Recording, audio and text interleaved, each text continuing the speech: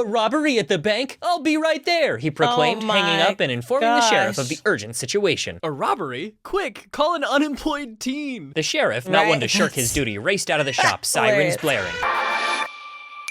Hey buddies, it's your girl AyChristene, and today I wanted to check out this video. This is an AI made this cartoon. This is by TimTom.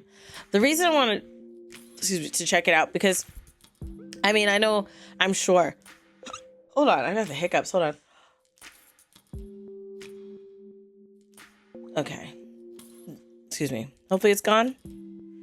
One can hope. But yeah, I'm sure you guys have heard of a lot of the new stuff. The ever evolving new stuff.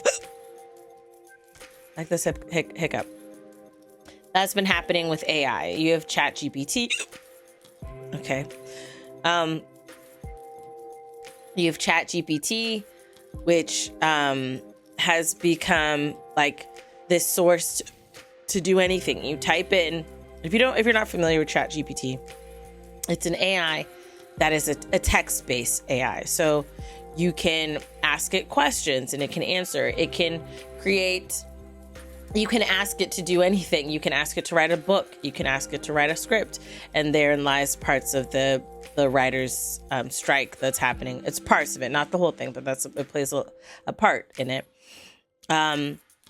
You can have it write description boxes for your, videos. You could have it, write poems for you. You can ask it to write anything. You do want to triple check that ish. I'll tell you that right now. You do want to triple check that ish, but you can ask it to write and do anything. There are also image-based AI. So you have the AI fun apps that, well, I say fun because on the social end, they're fun. On the art side, they're not fun. But on the social side, it is fun to take your picture and then have this AI generate images based on the photos that you've put in it. I know there's a lot of controversy and it is polarizing about the AI, but there is a fun side as a user to have this happen. I know on the art side, it does. The thing with the AI on the art side is that it is making images, like cumulative images based off of images that already exist. So it takes the ideas and the artwork of other people, mashes it all together, and therefore creates this image that you see. So since TimTom made a video about an AI made this cartoon, I was interested to see what is that? We've got an artist using AI because, there's a big clash right now between artists and then fighting against the AI movement, right?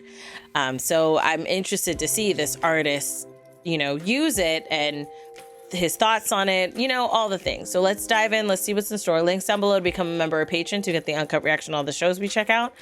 And yeah, let's get started. I gave a bunch of my old video scripts to ChatGPT to see if it could do my job and write videos for me. And most of the stories it wrote were frankly terrible, but every now and again it was somewhat amusing. So here's 2 of the stories it wrote, completely unmodified, and I'll let you be the judge. Can AI do my job? The Great Ice Cream Heist. I'll never forget the summer of 15. It was hot and all my friends and I wanted was ice cream. But we were all broke teenagers with no summer jobs. So what's a group of desperate sugar-craving adolescents to do?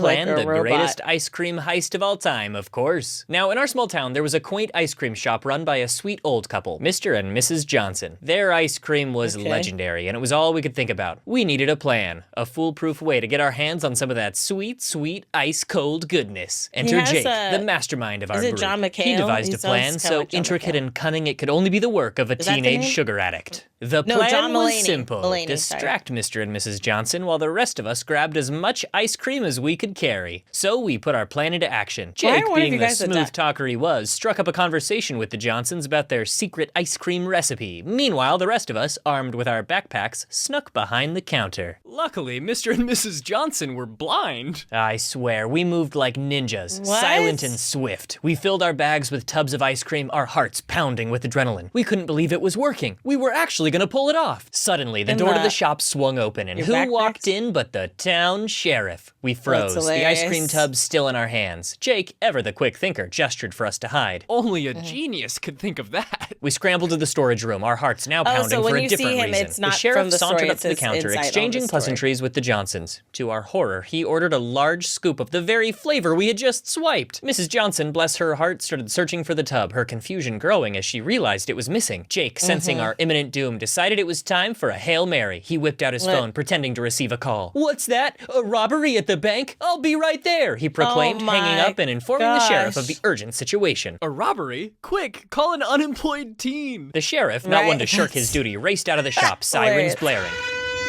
With the coast clear, we snuck back out of the storage room, ice cream in tow, and made a hasty retreat to our hideout. At our secret clubhouse, we reveled in our success, gorging ourselves on the spoils of our heist. The ice cream tasted even sweeter, knowing we had outsmarted the law and pulled off the greatest ice cream heist in history. And as we sat there, our bellies full and our hearts content, we made a solemn pact. We would never speak of our crime, and our ice cream escapades would forever remain a secret. But now, years later, I share this tale with you, dear viewers. Because I'm a dirty liar, apparently. So let it be a lesson. Sometimes the sweetest victories come from the most daring and unexpected adventures. Remember, kids, crime pays. And if you're ever in our small town, be sure to visit Mr. and Mrs. Johnson's ice cream shop. Just make sure to pay for your... And then it just gave up. I guess it only does about 600 words at a time. I don't know how I feel about an AI trying to frame me for crimes, but otherwise that was surprisingly good. So I just think it could have been funnier, but like, on purpose. So I told it to try again, and this is what it came up with. Oh, okay. Unforgettable trip to the grocery store.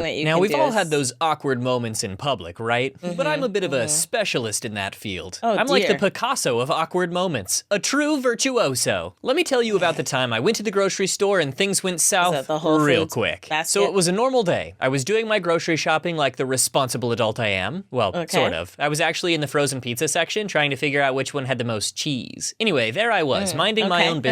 When out of nowhere, I got a sneeze attack. You know, the kind that makes you look like a malfunctioning robot. Pizza, cheese, sneeze, sneeze. Cheese. Now this sneeze attack was out of control, and I was grabbing tissues from my pocket like I was pulling rabbits out of a hat. And just when I thought I'd sneezed out half my brain, it stopped. But there was an eerie silence in the store, like everyone was just waiting for the other shoe to drop. I looked around, and sure enough, I had an audience. A whole sea of judgmental eyes just staring at me. I tried to play it cool, you know, give them a little smile, and went back to my important pizza decision-making. But fate wasn't done with me yet. Oh no. I reached out to grab my pizza, and my elbow hit a stack of canned corn behind me. You know that feeling when time slows down and you just know disaster is about to strike? That was me, watching that stack of corn cans tumble to the ground like the world's worst game of Jenga. It was a chain reaction. The corn cans rolled all over the place, causing other people to trip and drop their groceries. It was like a scene from a slapstick comedy. I had just turned the grocery store into a live-action version of Mario Kart. A game famous for its canned corn. Now, I couldn't leave without cleaning up the mess I'd made, right? So there I was, picking up cans, apologizing to everyone, and trying to put everything back in place. But wouldn't you know it, just when I thought I was in the clear, I dropped a jar of pickles on the floor. I mean, come on! At that point, I thought I was trapped in some sort of grocery store nightmare. So the jar shattered, pickles and glass all over the floor. It was a disaster. I must have turned 50 shades of red. But then this sweet old lady walked up to me, put her hand on my shoulder and said, "Honey, it's okay. At least you're not the one who sneezed all over the pizza section." I couldn't help but laugh. Sure, my ego was bruised and my face was probably redder than a ripe tomato, but you know what? Life's too short to worry about the little things. Sometimes you've just got to embrace the awkwardness and move on. So next time you find yourself in an embarrassing situation, just remember, you're not alone. There's a whole world of awkward people out there, and I'm the unofficial president. And hey, at least you didn't cause a grocery. And that's where it stops. I think that was mostly funny by accident, but it was still a decent imitation, which is equal parts fascinating and terrifying. I suspect that AI will never be able to completely replace people, but I've been wrong before. All I can say is that this technology is clearly very powerful, so whatever it does, it's gonna be...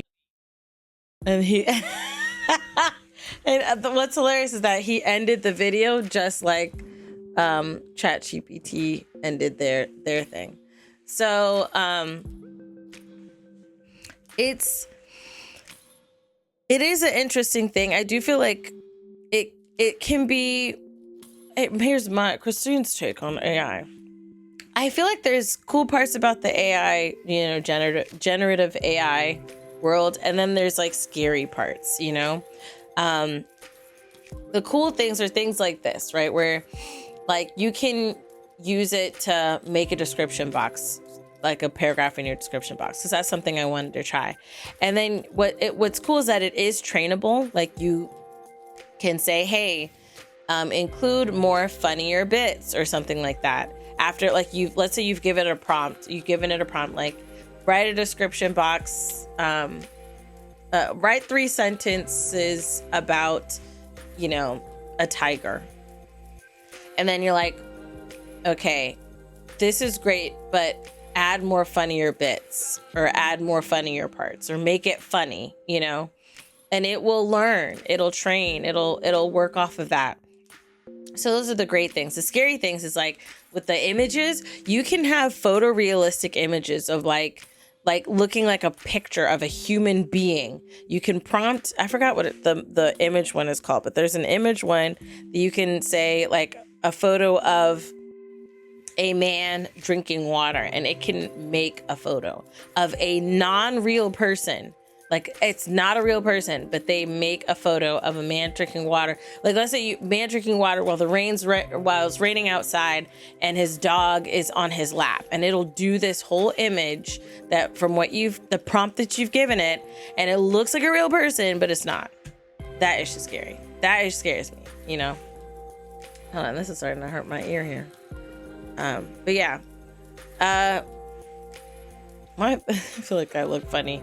My braids is a little thick. I just gotta give it a little time. They are fresh from today, but it'll come down soon. But yeah, let me know your thoughts. I do feel like it did a good base job. There are obviously some twists and changes that he would have to make it an even better story. I think the thing that's fair about this is that he did his own style, right? He gave it a bunch of his stories to give it a tone and train it to sound similar to him. And therefore he tested it and it seemed to be able to do a good job. So I think that like I said, it was interesting to see an artist do it, and I see how he used it and it makes sense. I think that that's an interesting thing, or an interesting way to test generative AI. But let me know your thoughts down below in the comment section. How do you feel about it? How do you feel about the video he made? How do you feel about AI in general? Let me know down below. Don't forget to like the video, subscribe, turn on the notification bell, all the things. I love you guys as always. And until next time, buddies, toodles.